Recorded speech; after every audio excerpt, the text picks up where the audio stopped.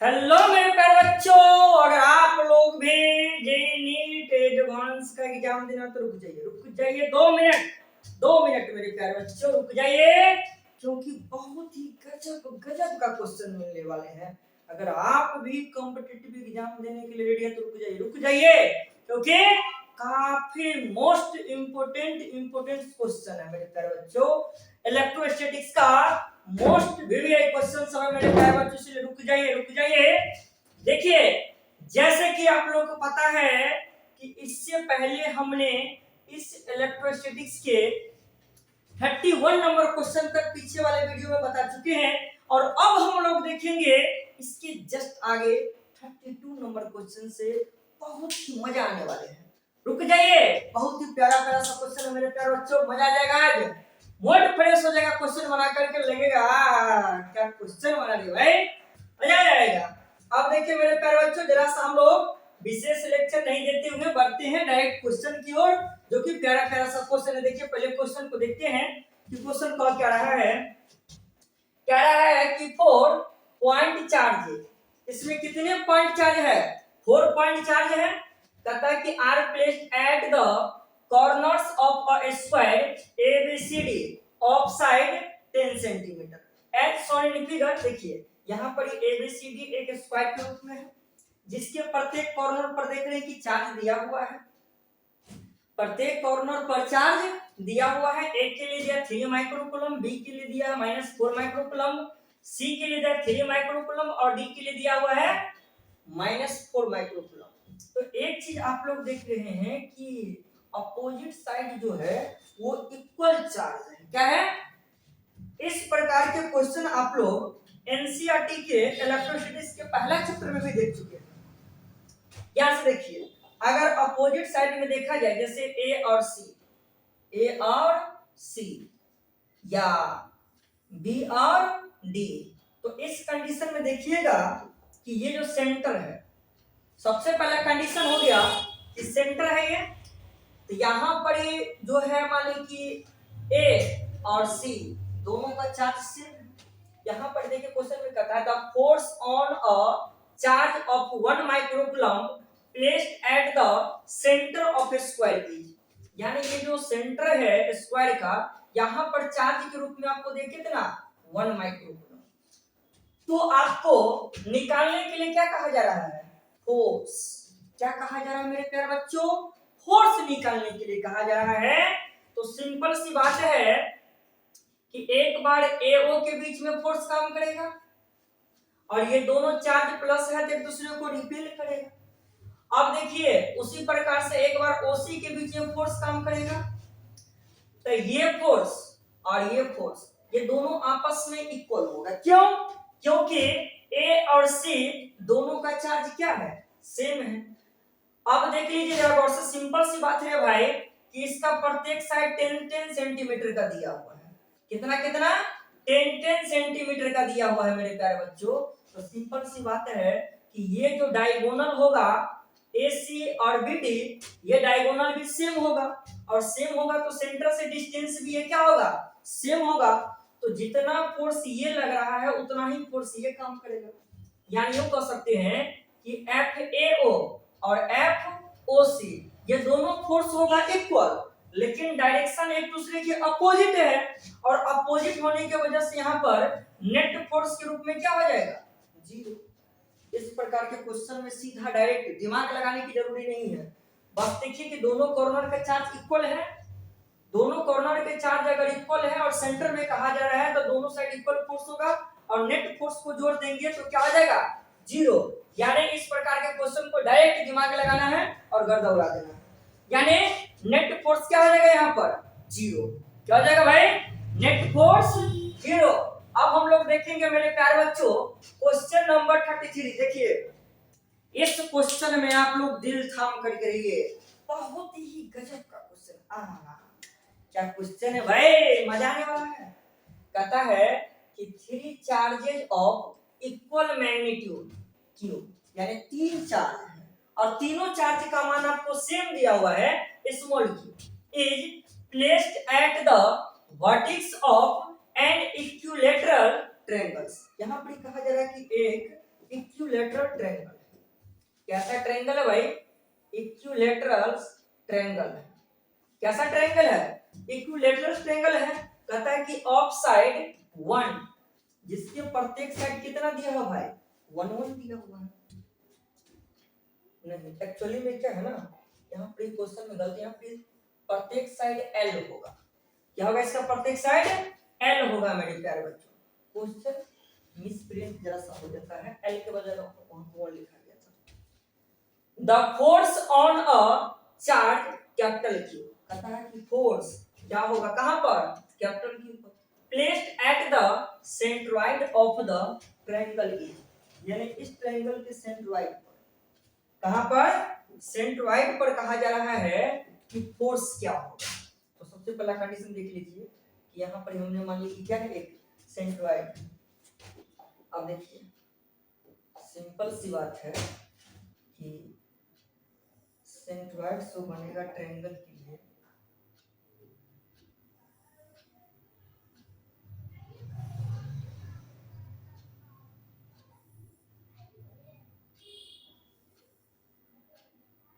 देखिए मेरे प्यारे बच्चों, अब सिंपल सी बात है कि एक लाइन को आपको क्या करना पड़ेगा?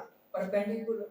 सिंपल सी बात है कि ये डालेंगे तो इस पर परपेंडिकुलर, यहां से डालेंगे तो ये परपेंडिकुलर, यहां से डालेंगे तो ये परपेंडिकुलर, तो कोई एक परपेंडिकुलर आपको तो डालना ही पड़ेगा। अब ये जो सेंट्रोइड है, तो ये सेंट्रोइड के रूप में क्या हो गया? O, और यहाँ पर जो चार्ज दिया हुआ है वो चार्ज क्या दिया हुआ है? Capital Q। और यहाँ पर स्पष्ट कर रहा है कि इसकी जो A B C मान लेते हैं कि एक इक्विलेटरल ट्रायंगल है, जिसके प्रत्येक वर्टेक्स पर चार्ज दिया हुआ है स्मॉल q, जो कि सभी चार्ज क्या है? आपस में सेम है मेरे प्यारे बच्चों। तो ए बी से लेकर के सी तक का डिस्टेंस अगर l दिया हुआ है और ये अगर परपेंडिकुलर है तो दो यानी मिड पॉइंट हो गया, और मिड पॉइंट अगर हो जाएगा तो दो इक्वल भागों में डिवाइड कर देगा, तो क्या हो जाएगा? l/2। इधर भी क्या हो जाएगा? l/2, यानी दो इक्वल भागों में बट गया। ये तो आपको b से लेकर के o तक का डिस्टेंस है, इसे हम क्या मान लेते हैं? r। ये मान लेते हैं भाई r मान लेते। अब देखिए तो सिंपल सी बात है कि यहाँ चार्ज क्यू है, तो ये चार्ज और ये चार्ज इसके तुलना में एक फोर्स काम करेगा, ये चार्ज और इस चार्ज की तुलना में भी एक फोर्स काम करेगा। पता है कि नहीं पता है मेरे प्यारे बच्चों? अब देखिए, और इस चार्ज और इस चार्ज की तुलना में भी एक फोर्स काम करेगा, जो कि नीचे की ओर, यानी तीन फोर्स रूप में है। अब देखिए ये फोर्स को हम मान लेते हैं F1, ये हो गया F2, और इसको हम मान लेते हैं F3। क्या मान लेते हैं भाई? F3। तो सबसे पहला कंडीशन, ये यहां से यहां तक यानी B से लेकर के O तक या O से लेकर के C तक या O से लेकर के A तक का डिस्टेंस क्या होगा? आपको पता है कि अगर इक्विलेटरल ट्रायंगल है तो ये पूरे एंगल जो होगा वो होगा 60 डिग्री, लेकिन इसके बीच से अगर देखा जाइए तो कितना हो जाएगा? 30 डिग्री। कितना हो जाएगा भाई? 30 डिग्री। तो पहले मेरे को क्या निकालना होगा? r का मान। किसका मान निकालना है? r का। तो अब देखिए cos 30 डिग्री, क्योंकि एंगल यहां पर अगर देखेंगे नहीं होता तो चलिए स्पष्ट क्लियर कर देते हैं। इन ट्रायंगल किसमें? BD O, यानी इस ट्रायंगल में देखने जा रहे हैं cos को लेकर के। तो cos एंगल का मान कितना दे दिया हुआ है? 30 डिग्री। और cos का फार्मूला पता है कि b/h होता है। तो दिए गए सामने वाले क्या हो गया? दिए गए सामने वाले क्या हो गया भाई? p। ये हो गया p, तो ये क्या हो जाएगा? b। तो b के रूप में क्या हो जाएगा भाई? b के रूप में क्या हो जाएगा? cos। हाँ देखिए, तो यहां से आपको सिंपल सी बात है कि ये पूरा डिस्टेंस l है, तो हाफ जो है, तो सिंपल ये हो गया p, तो ये क्या हो जाएगा? b। होगा कि नहीं होगा? और आपको होता है क्या फार्मूला? b/h। तो सिंपल सी बात है, ये क्या हो जाएगा? h, ये हो जाएगा p, ये हो जाएगा b। तो सिंपल सी बात है, तो p के रूप में हो गया क्या चीज? OD। तो b के रूप में क्या ले लेंगे हम? b के रूप में क्या ले लेंगे? BD। और h के रूप में क्या ले लेंगे? तो h के रूप में यानी मान लीजिए BO लीजिए, या कहने का मतलब r ले लीजिए, कोई दिक्कत है? अब नीचे में कुछ नहीं तो 1 है, तो क्रॉस मल्टीप्लाई करेंगे तो BD को अगर हम मल्टीप्लाई करेंगे तो क्या हो जाएगा, BD को मल्टीप्लाई करेंगे हम, क्रॉस मल्टीप्लाई कर दीजिए, तो यहां से R इक्वल टू क्या हो जाएगा, BD अपॉन cos 30 डिग्री। और आपको पता है कि ये BD का मान कितना दिया हुआ है, तो BD का मान भाई क्या हो गया, L/2 और cos 30 डिग्री, क्या भाई cos 30 डिग्री का मान क्या हो जाएगा, जानते हैं, cos 30 डिग्री का मान हो जाएगा √3/2। अब इसी को पलटी मारेंगे तो क्या हो जाएगा, L/2 इनटू क्या हो जाएगा 2/√3, तो ये 2 से 2 कट गया तो क्या हो गया L/√3, यानी ये प्रत्येक साइड जो हो गया, ये प्रत्येक साइड R का मान आपको कितना निकल गया, L/√3। मेरे प्यारे बच्चों, अगर इसमें कोई कंफ्यूजन है तो बोलिए, हमें नहीं लग रहा कि इसमें कोई कंफ्यूजन है, कुछ नहीं। cos 30 डिग्री का मान पुट कर दिए, इसका फार्मूला b/h होता है, तो b/h के रूप में लगा दिए, b के रूप में हो गया BD, h के रूप में हो गया R, हमने मान पुट कर दिए हैं, क्रॉस मल्टीप्लाई कर दिए हैं, क्रॉस मल्टीप्लाई से R का मान हमने क्या किए, फाइंड कर लिए। अब जितना यहाँ पर BO होगा उतना ही OC होगा, उतना ही OA होगा। तो सिंपल सी बात है, अब इंडिविजुअल हम फोर्स निकाल सकते हैं ना, पहले निकाले थे क्या चाहिए, F1। तो फोर्स का फार्मूला जानते हैं कि क्या होता है, K into Q1 into Q2 upon R²। तो देखिए K तो खैर फिक्स है सभी के लिए, एक को मान लेंगे Q1 और दूसरे को मान लेंगे Q2। तो Q1 के रूप में कैपिटल Q और Q2 के रूप में स्मॉल q और R, तो R का मान क्या निकल गया, L/√3 का होल स्क्वायर। तो क्या हो जाएगा मेरे पास, K into capital Q into small q, और यहाँ स्क्वायर है ना, तो दोनों में स्क्वायर, तो क्या हो जाएगा भाई L²/3। अब पलटी मारेंगे तो कहाँ चला जाएगा, ऊपर, यानी 3K capital Q small q upon L² दिया हुआ है ना। तो उसी प्रकार से F2 भी निकल जाएगा, तो F2 का ही मान तो सेम आएगा ना, F2 का ही मान क्या देगा, 3 capital Q small q upon L²। उसी प्रकार से F3 हो जाएगा, तो 3K capital Q small q upon L²। यानी आप क्या देख रहे हैं कि तीनों फोर्स जो होगा, ये तीनों फोर्स क्या हो जाएगा भाई, सेम हो जाएगा। तो तीनों फोर्स सेम है, तो मान लेते हैं कि F1 बराबर F2 बराबर F3, और तीनों का मान तो सेम है ना, इससे हम मान लेते हैं F, ये सभी के बराबर में क्या हो गया, 3K capital Q into small q upon L²। यानी सभी के सभी आपस में क्या है, बराबर है, और सभी को मिलाकर के हम एक नया मान मान ले कि F है। F1 F2 F3 तीनों बराबर किसके है, F के, और तीनों का मान देखें क्या निकल गया, 3K capital Q small q upon L²। कोई दिक्कत नहीं। अब देखिए यहाँ पर जो F2, क्योंकि हमको नेट फोर्स निकालना है ना, नेट फोर्स निकालना है, तो नेट फोर्स अगर निकालेंगे तो सबसे पहले कर दीजिए F2 और F3, ये पूरा एंगल जो होगा ये कितना हो जाएगा, 120 डिग्री। कितना हो जाएगा भाई, 120 डिग्री, ये पूरा एंगल हो जाएगा। तो ये F2 और F3 को मिला करके क्या हो जाएगा, ये नेट फोर्स निकलेगा, जिससे नेट फोर्स मान लेते हैं कि F नेट। ये क्या हो गया भाई, F नेट, यानी F नेट मेरे को निकालना है। तो यहाँ पर देख लीजिए कि क्या लगेगा, पैरेललोग्राम लॉ, फैक्टर का कंडीशन आप लोग पढ़े थे, ट्रायंगल लॉ और पैरेललोग्राम लॉ।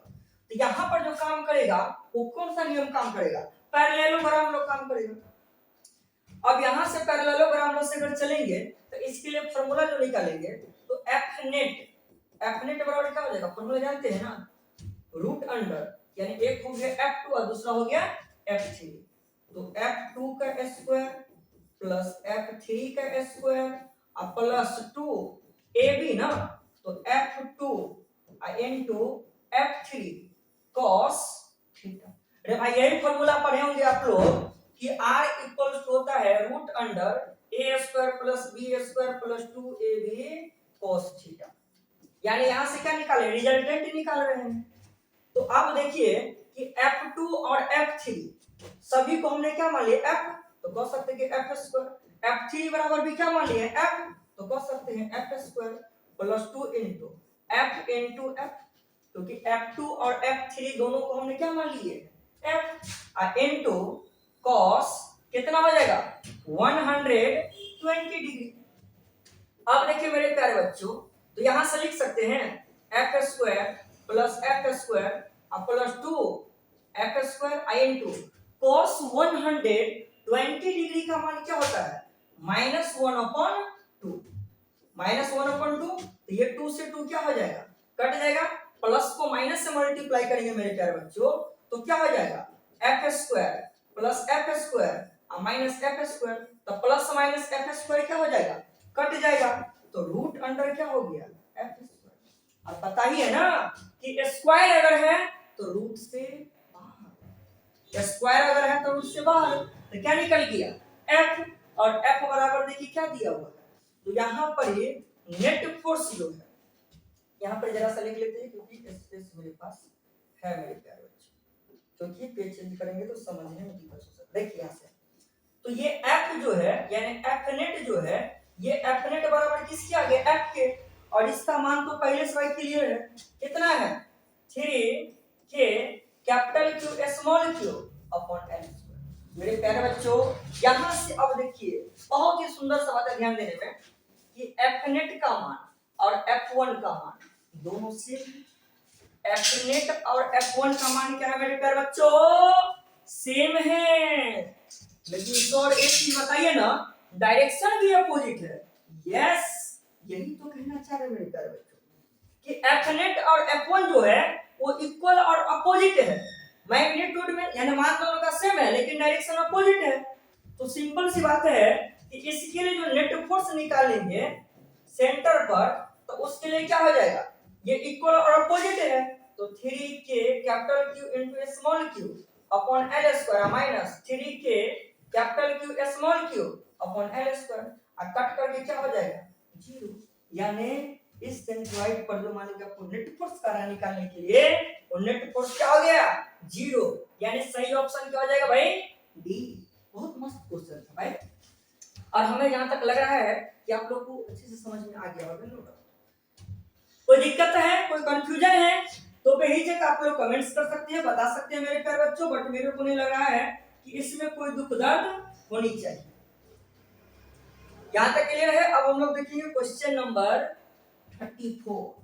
क्या देखेंगे भाई क्वेश्चन नंबर 34 कहता है कि the force per unit charge is known as, कहता है कि फोर्स पर यूनिट चार्ज, तो फोर्स पर यूनिट चार्ज को हम क्या कहते हैं इलेक्ट्रिक फील्ड, क्योंकि इलेक्ट्रिक फील्ड का ही फार्मूला पढ़े थे ना कि फोर्स अपॉन चार्ज होता है, इलेक्ट्रिक फील्ड का ही फार्मूला पढ़े हैं कि फोर्स अपॉन चार्ज होता है मेरे प्यारे बच्चों।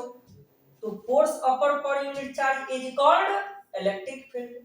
क्या है ये डायरेक्ट फार्मूला से क्वेश्चन पूछा गया मेरे प्यारे बच्चों, थोड़ा सा अगर आप लोग दिमाग लगाइएगा तो शायद गर्दा उड़ा सकते हैं, थोड़ा सा ही दिमाग लगाइएगा तो गर्दा उड़ा दीजिएगा। अब हम लोग देखेंगे 35 नंबर क्वेश्चन। देखिए 35 नंबर क्वेश्चन में काफी इजी और आसान है, बस थोड़ा सा मेरे प्यारे बच्चों दिमाग लगाना। देखिए क्या कहता है कि electrical as well as gravitational effects can be thought to be caused by field, which of the following is true of an electrical or gravitational field। कहा है कि इस इलेक्ट्रिक फील्ड के साथ साथ ग्रेविटेशनल फील्ड के भी कंडीशन में कौन स्टेटमेंट इसमें सही है वो स्टेटमेंट आपको बताना। जैसे पहला में कहा जा रहा है कि the field concept is often used to describe contact force। कहता है कि इस कंडीशन में जो फील्ड का कॉन्सेप्ट दिया जाता है वो एक दूसरे के कांटेक्ट फोर्स के रूप में काम करता है। तो भाई सभी जगह ये कांटेक्ट फोर्स काम नहीं करता है, इलेक्ट्रिक फोर्स और ग्रेविटेशन फोर्स, क्योंकि चार्ज का कंडीशन देखे ना कि Q1 और Q2 कहीं भी हो सकता है, तो पहला ऑप्शन तो भाई बिल्कुल गलत हो गया। दूसरा ऑप्शन में कहता है कि ग्रेविटेशनल और electrical field electric field does not exist in space around an object, ये भी ऑप्शन क्या हो गया बिल्कुल गलत बात है। ऑप्शन नंबर सी में कहा कि fields are useful for understanding forces acting through और डिस्टेंस। कहता है कि यहाँ पर फील्ड जो यूज किया जाता है इस दोनों फोर्स के लिए, वो डिस्टेंस के आधार पर तो जानते हैं कि मास भी होता है तो m1 और m2 के बीच के डिस्टेंस r होता है, और चार्ज के भी कंडीशन में q1 और q2 के बीच के डिस्टेंस r होता है। यानी फील्ड जो काम करता है ये दोनों के दोनों डिस्टेंस के आधार पर काम करता है। ये बात जो कहा जा रहा है, ये कंडीशन आपको इलेक्ट्रिक फोर्स और ग्रेविटेशनल फोर्स दोनों के लिए लागू है। किसके लिए भाई? दोनों के लिए लागू है मेरे प्यारे बच्चों। ऑप्शन नंबर डी में कहता है कि there is no way to verify the existence of a force field since it is just a concept. नहीं भाई, ये तो बिल्कुल गलत है। यानी ऑप्शन नंबर सी जो कह रहा है, ये ऑप्शन नंबर सी क्या हो गया? बिल्कुल सही है मेरे प्यारे बच्चों। अगर किसी को कोई दुख दर्द है तो बेहिचक कमेंट्स कर सकते हैं। अब देखिए, ये भी कंडीशन बहुत ही इजी है मेरे प्यारे बच्चों। बहुत बहुत बहुत कहने का मतलब थ्योरी अगर पढ़े हुए, थोड़ा सा दिमाग लगाए हुए हैं तो उसे आसानी से बना सकते हैं। कहता है कि electric field at a point, आप लोग को हमने electric field two point charge भी पढ़ाई हुए और उसका कंडीशन भी आप लोग जानते होंगे। पहले कहा है कि electric field at a point is, यानी किसी पॉइंट के लिए जो इलेक्ट्रिक फील्ड होगा ऑलवेज कंटीन्यूअस। ये तो बिल्कुल ही गलत कहा। ये electric field at a point, यानी किसी एक पॉइंट पर अगर इलेक्ट्रिक फील्ड होगा तो वो हमेशा कंटीन्यूअस, ये तो संभव ही नहीं है। बी ऑप्शन में कहता है कि continuous if there is no charge at that point. हाँ, अगर एक पॉइंट पर चार्ज नहीं होगा तब कंटीन्यूअस होगा। बिल्कुल सही कंडीशन कह रहा है। सी में कहता है कि discontinuous if there is a charge at that point. हाँ, अगर इस पॉइंट पर होगा तो डिसकंटीन्यूअस होगा। यानी कह सकते हैं कि बी और सी दोनों सही कर रहा है, तो ऑप्शन नंबर क्या हो गया? डी। ऑप्शन नंबर डी मेरे प्यारे बच्चों। यानी यूं कह सकते हैं कि क्वेश्चन नंबर 36 तक कोई दिक्कत है तो बेहिचक आप लोग कमेंट्स कर सकते हैं मेरे प्यारे बच्चों। अब देखिए यहाँ पर क्वेश्चन नंबर 37,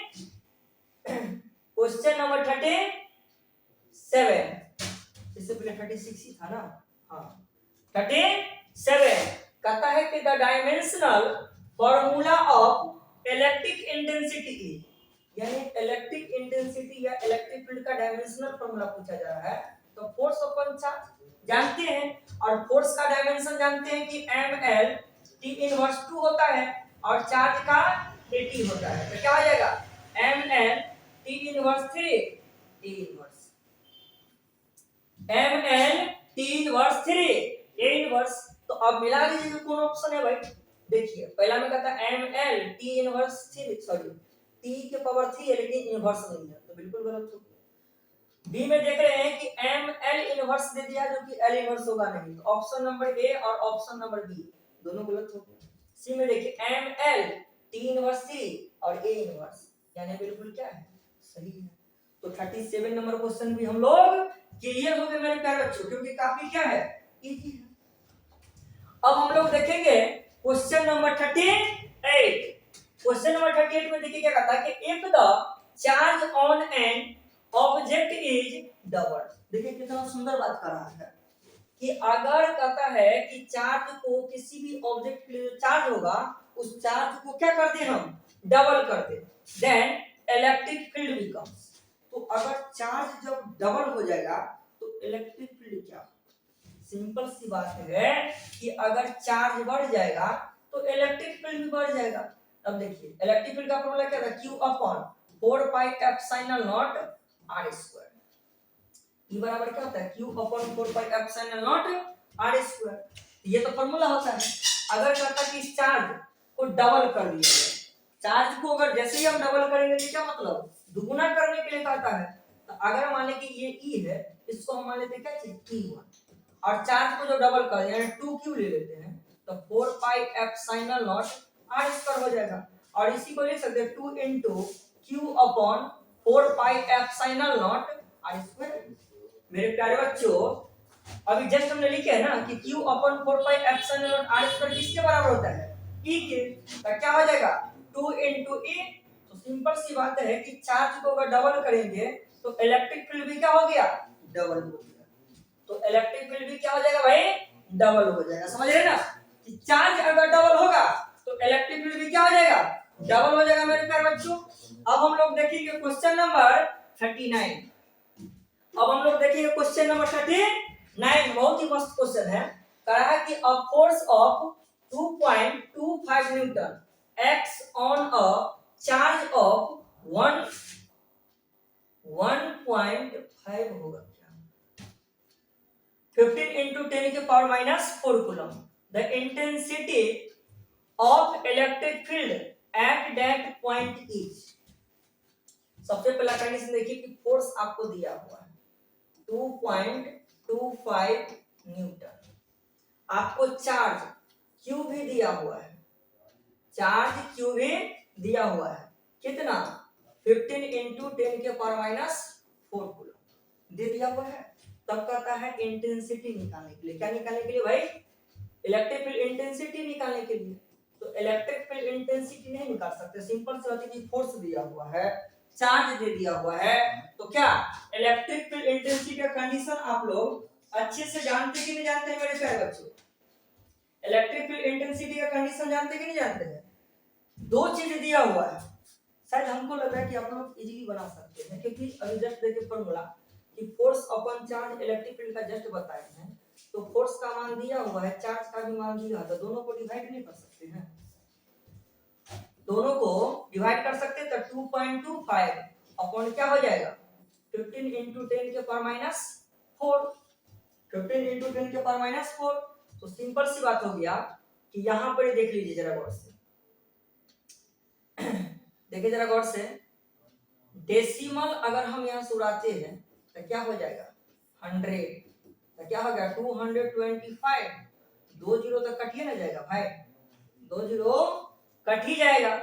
तो यहां से क्या हो गया 15 नीचे से ऊपर गया तो क्या हो जाएगा, नीचे से ऊपर जाएगा तो क्या हो जाएगा मेरे प्यारे बच्चों 10 के पावर 2। अब इसको डिवाइड कीजिए तो कितना हो जाएगा 15 बचिएगा 7, यानी 15 को 15 से मल्टीप्लाई कर दीजिए तो कितना हो जाता है इनटू 10 के पावर 2, 10 के पावर 2। तो मेरे प्यारे बच्चों यहां से देख लीजिए, यानी यूं कह सकते हैं कि 10 के पावर 2 मतलब 100, तो 15 into 100 यानी क्या हो जाएगा 1500। और इलेक्ट्रिक फील्ड है तो क्या हो जाएगा न्यूटन पर कूलम, यानी सभी ऑप्शन क्या होगी डी। देखिए क्वेश्चन इजी है, बहुत इजी है, बस थोड़ा सा आपको क्या करना है दिमाग लगाना है। अगर हल्का थोड़ा सा भी आप दिमाग लगा दिए तो शायद आप गर्दा आसानी से उड़ा सकते हैं, बस थोड़ा सा। देख रहे कितना इजी क्वेश्चन है, यानी 39 नंबर क्वेश्चन भी क्लियर हो गया। अब हम लोग देखेंगे 14 नंबर क्वेश्चन, काफी इजी क्वेश्चन। कहता है कि a conducting sphere of radius 10 centimetre, यानी एक कंडक्टिंग स्फीयर है, पहले एक हम कंडक्टिंग स्फीयर बना लेते हैं। जैसे मान लीजिए कि ये कोई क्या है एक कंडक्टिंग स्फीयर है, और इस कंडक्टिंग स्फीयर का रेडियस कहा जा रहा है कि 10 सेंटीमीटर। कितना है 10 सेंटीमीटर है। कहता है कि हैड अननोन चार्ज, इस पर चार्ज कितना है, यानी Q का मान क्या है, ये Q का मान मेरे को पता नहीं है, Q का मान क्या है ये मेरे को पता नहीं। ऐसा क्वेश्चन आप लोग एनसीईआरटी में बनाए सेम टू सेम क्वेश्चन, थोड़ा सा मान के वर्ड चेंज होगा। If the electric field at a distance 20 centimetre, यानी कह रहा है कि इस सेंटर से 20 सेंटीमीटर दूर कोई एक पॉइंट है, कोई एक पॉइंट है from the centre of the sphere is 1.2 into 10 के पावर 3 न्यूटन पर कूलम, यानी इस पॉइंट P के लिए इलेक्ट्रिक फील्ड दिया कितना 1.2 into 10 के पावर 3 न्यूटन पर कूलम, 1.2, यानी इलेक्ट्रिक फील्ड का भी मान दे दिया हुआ है। एंड पॉइंट्स रेडियली इनवर्ड, और ये कहां निकालना है अंदर की, तो हमको चार्ज निकालना है। तो इलेक्ट्रिक फील्ड का तो फॉर्मूला जानते हैं ना, क्या होता है भाई 1/4 पाई एप्सिलॉन नॉट क्या चीज Q अपॉन r स्क्वायर। तो r के रूप में यहाँ पे कितना हो गया 20 सेंटीमीटर, जानते हैं कि नहीं जानते हैं, r का मान कितना हो जाता है मेरे प्यारे बच्चों 20 सेंटीमीटर हो गया। और सेंटीमीटर को मीटर में कन्वर्ट करने के लिए 100 से डिवाइड करेंगे, तो 0 से 0 कट गया तो क्या हो गया 2 मीटर, यानी कह सकते हैं कि r का मान भी मेरे को मिल चुका है। तो E इक्वल्स टू क्या हो जाएगा, ये हो जाएगा 9 × 10 के पावर 9। Q का मान मेरे को निकालना है, जबकि R का मान कितना दिया है 0.2 का होल स्क्वायर।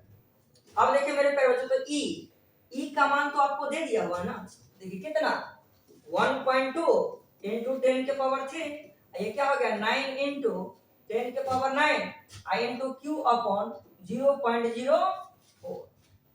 कुछ है क्या, काफी इजी सा क्वेश्चन। अब 10 के पावर 3 से 10 के पावर 6 को अगर हम काट देंगे तो 10 के पावर कितना हो गया 6। कोई दिक्कत है, कोई दिक्कत नहीं होना चाहिए। अब देखिए मेरे प्यारे बच्चों, यहां से अगर हम डेसिमल उड़ाएंगे तो ऊपर क्या हो जाएगा 100, तो इधर क्या हो जाएगा 1.2, इधर क्या हो गया, इधर क्या हो गया 9 × 10 के पावर 6 और 10 के पावर 2, तो 10 के पावर 8 I × Q अपन क्या हो गया 4। अब नीचे में कुछ नहीं तो 1 है, क्रॉस मल्टीप्लाई कर दीजिए तो क्या हो जाएगा 9 × 10 के पावर 8 I × Q, इधर क्या हो जाएगा, अगर हम 4 से मल्टीप्लाई करेंगे तो क्या हो जाएगा 4.8। अब इसी को लिख सकते हैं Q इक्वल टू 4.8 अपन क्या हो जाएगा 9 × 10 के पावर 8, एक डेसिमल उड़ाएंगे तो क्या हो जाएगा 10।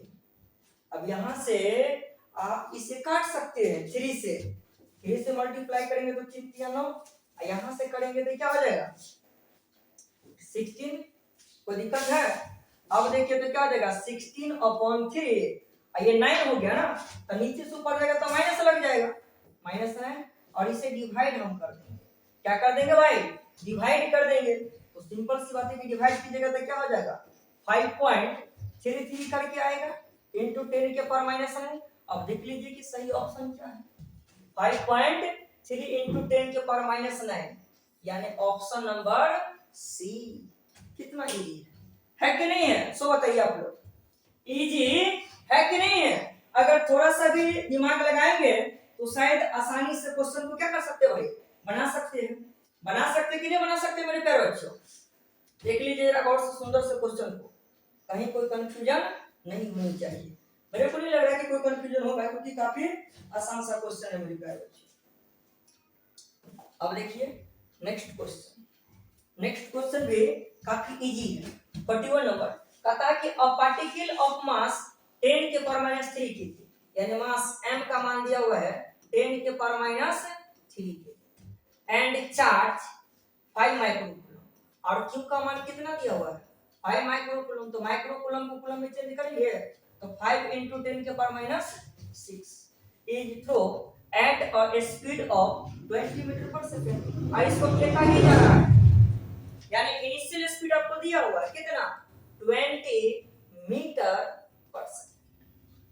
पास हो ना, against a uniform electric field, यानी यूनिफॉर्म इलेक्ट्रिक फील्ड के अगेंस्ट में अपोजिट में भेज रहा है ऑफ स्ट्रेंथ, यानी E का मान आपको दिया कितना 2 × 10 के power 5 newton per coulomb. The distance travel by particle before coming to rest, अगर पार्टिकल रेस्ट में चला जाएगा तो फाइनल वेलोसिटी क्या हो जाएगा 0, और इसके लिए डिस्टेंस क्या होगा ये आपको निकाल करके दिखाना है। तो काफी आसान सा बात हो गया, काफी आसान सा बात हो गया मेरे प्यारे बच्चों। तो सबसे पहला कंडीशन यहाँ पर देख लीजिए कि हमको ए निकालना होगा, और उसके लिए पहले क्या निकालना होगा फोर्स। तो फोर्स बराबर क्या होता है QE, Q का मान आपको दिया हुआ है 5 × 10 के पावर -6, और E का भी मान दिया हुआ है 2 × 10 के पावर 5, दोनों को मल्टीप्लाई कर लेंगे तो क्या हो जाएगा 10 × 10 के पावर -6 और × 10 के पावर 5, तो -6 और +6 ये तो कट ही जाएगा ना, तो कितना हो गया 1 न्यूटन, यानी फोर्स F का मान आपको मिल गया। क्या मिलेगा मेरे प्यारे बच्चों, F का मान आपको मिल गया है।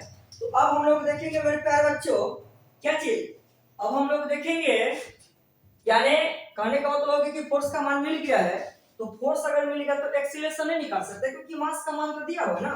तो फोर्स का फॉर्मूला क्या होता है मास इनटू एक्सेलरेशन, एक्सेलरेशन, तो यहाँ पर फोर्स अपॉन मास हो जाएगा। अब फोर्स का मान कितना हो गया 1 न्यूटन, अब मास का मान देखिए कितना दिया हुआ है 10 के पावर -3। अब नीचे से हम इसको क्या करेंगे ऊपर लेकर के चले जाएंगे, तो 10 के पावर 3 न्यूटन पर केजी, या इसी को आप कह सकते हैं ना कि एक्सेलरेशन है। क्या है भाई एक्सेलरेशन है, एक्सेलरेशन है तो क्या आ जाएगा मीटर पर सेकेंड स्क्वायर, यानी ए का मान निकल गया, हमको निकालना एस का मान ना। वैसे ये अगेंस्ट में काम करेगा तो ये माइनस में निकलेगा, एक्सेलरेशन नहीं निकल करके रिटार्डेशन के फॉर्म में काम करेगा। तो ऑलरेडी कह रहा है ना कि अगेंस्ट और यूनिफॉर्म इलेक्ट्रिक फील्ड, यानी यूनिफॉर्म इलेक्ट्रिक फील्ड के अगेंस्ट में काम कर रहा है, अपोजिट में काम कर रहा है। एक फार्मूला पढ़े हुए हैं, एक फार्मूला पढ़े हुए हैं कि v² minus u square equals होता है 2as। मेरे को s का मान निकालना है, तो फाइनल तो पहले ही 0 हो गया। u का मान देखिए क्या दिया हुआ है 20, तो 20 का स्क्वायर 2 इंटू a का मान देखिए जस्ट निकला, क्या निकला भाई -10 के पावर 3 इंटू s। अब यहां से देख लिए क्या हो जाएगा, तो -2 20 का स्क्वायर क्या हो जाएगा 400, 20 का स्क्वायर क्या हो जाएगा 400, ये हो जाएगा -2 इंटू 10 के पावर 3 इंटू s। माइनस से माइनस तो भाई कट गया, ये 2 से काटेंगे इसको हम तो 200 हो गया। कोई दिक्कत है क्या, क्या हो जाएगा भाई 200 हो जाएगा। तो यहां से कह सकते हैं किधर हो गया 200, इधर हो गया 10 के पावर 3 मतलब 1000 इंटू s, तो 2 0 से 2 0 को काट देंगे, तो s इक्वल्स टू क्या हो गया 2/10 यानी 0.2।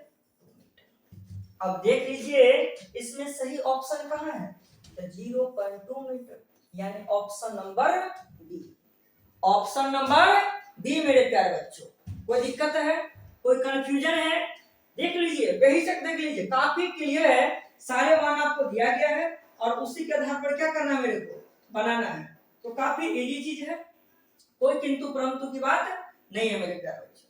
देख लीजिए पूरा क्लियर कट है। ये था 41 नंबर क्वेश्चन। अब हम लोग देखेंगे क्वेश्चन नंबर 42।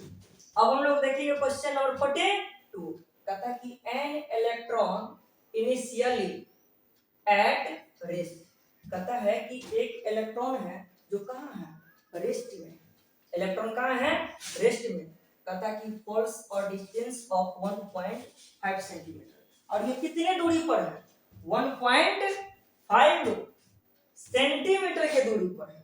कितने दूरी पर है भाई 1.5 सेंटीमीटर के दूरी पर है, इन अ यूनिफॉर्म इलेक्ट्रिक फील्ड, वो भी किसमें है ये यूनिफॉर्म इलेक्ट्रिक फील्ड में। कहता है कि ऑफ मैग्नीट्यूड 2 into 10 के पावर 4 न्यूटन पर, और इस कंडीशन में इसका जो इलेक्ट्रिक फील्ड है वो इलेक्ट्रिक फील्ड में दिया हुआ है, कितना दिया हुआ है 2 into 10 के power 4 newton per coulomb. The time taken by the electron to fail this distance is, तब कहता कि इस कंडीशन में ये इलेक्ट्रॉन कितने दूर गया होगा वो डिस्टेंस आपको निकाल करके क्या करना है दिखाना है।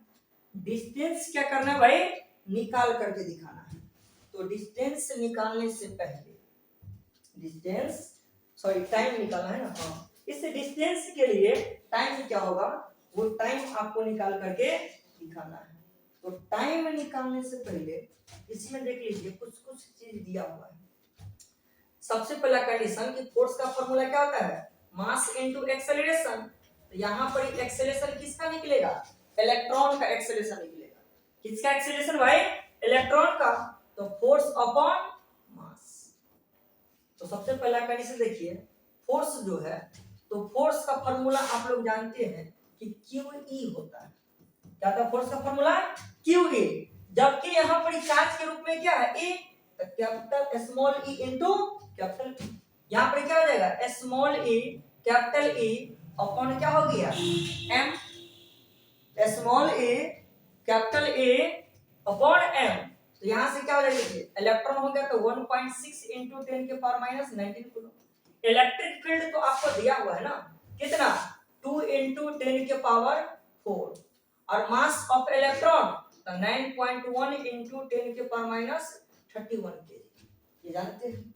तो यहां से आपको क्या निकल जाएगा भाई, यहां से एक्सेलरेशन, यहां से केवल और केवल क्या निकलेगा भाई, एक्सेलरेशन निकलेगा। बात समझ रहे हैं ना, यहां से केवल और केवल क्या निकलेगा,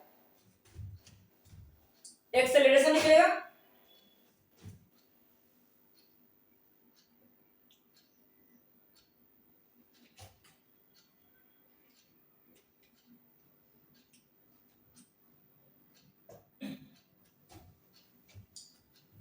एक्सेलरेशन निकलेगा। टाइम निकालने का एक फार्मूला आप लोग जानते हैं,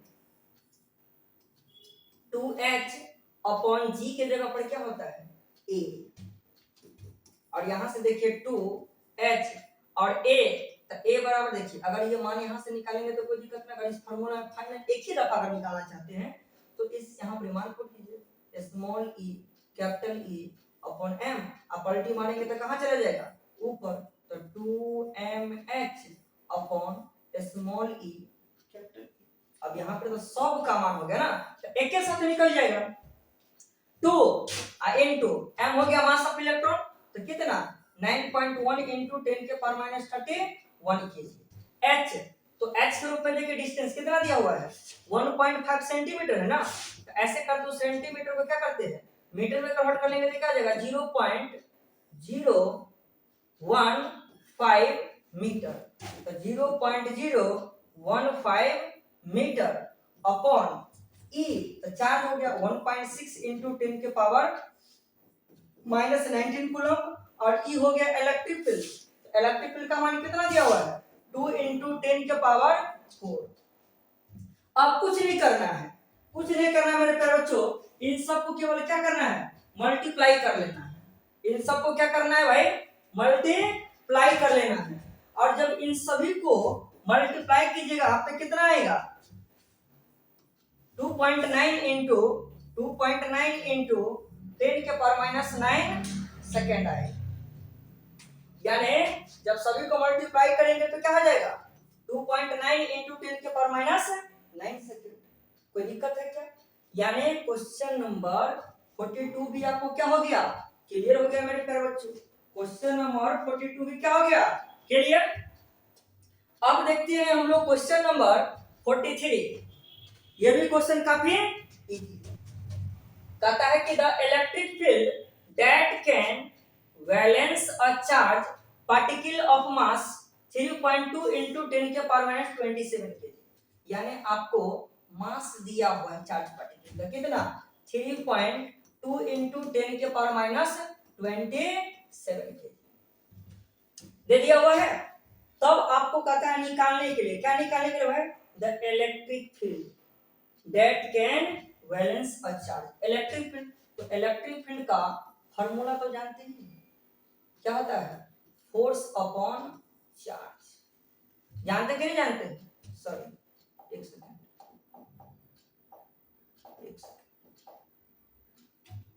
यहां पर देखिए कहता है कि given that the charge on the particle is 1.6 into 10 के पावर माइनस 90, इतना बात तो भाई पहले से ही जानते हैं। आपको मेन निकालना क्या है, the electric field that can be valence charge particle, यानी इस पर इलेक्ट्रिक फील्ड क्या होगा, ये इलेक्ट्रिक फील्ड आपको क्या करना है, निकालना है। जबकि चार्ज के रूप में तो आपको दे दिया हुआ है ना, तो क्या हो जाएगा फोर्स अपॉन चार्ज। अब फोर्स इस कंडीशन में क्या है कि मास दिया हुआ है, इसमें ग्रेविटी काम करेगा, तो फोर्स का फॉर्मूला क्या हो जाएगा mg, और चार्ज के रूप में क्या हो गया q। अब सिंपल सी बात है, तो m मास का मान तो दिया हुआ है 3.2 इंटू 10 के पावर माइनस 27, और g का मान जानते ही है 9.8, और देखिए q का मान कितना दिया हुआ है 1.6 इंटू 10 के पावर माइनस 19 कूलम। अब यहाँ से क्या हो गया, इजी सा हो गया, यहाँ से इसको हम काट देंगे तो कितना हो जाएगा 10 के पावर माइनस 8, कितना हो जाएगा 10 के पावर माइनस 8, और देखिए इस डेसिमल से इस डेसिमल को काट देंगे, और यहाँ पर ही तो कितना हो जाएगा 2, और मल्टीप्लाई कीजिए तो कितना हो जाएगा 6.90 इंटू 10 के पावर माइनस 8, यानी कर सकते हैं कितना हो जाएगा 19.6 इंटू 10 के पावर माइनस 8, यानी ऑप्शन नंबर ए। क्या हो जाएगा भाई? ऑप्शन नंबर ए मेरे प्यारे बच्चों। तो उम्मीद करेंगे कि 43 नंबर क्वेश्चन तक कोई दिक्कत नहीं है। अब पुनः फिर हम मिलेंगे मेरे प्यारे बच्चों नेक्स्ट क्वेश्चन से नेक्स्ट वीडियो में।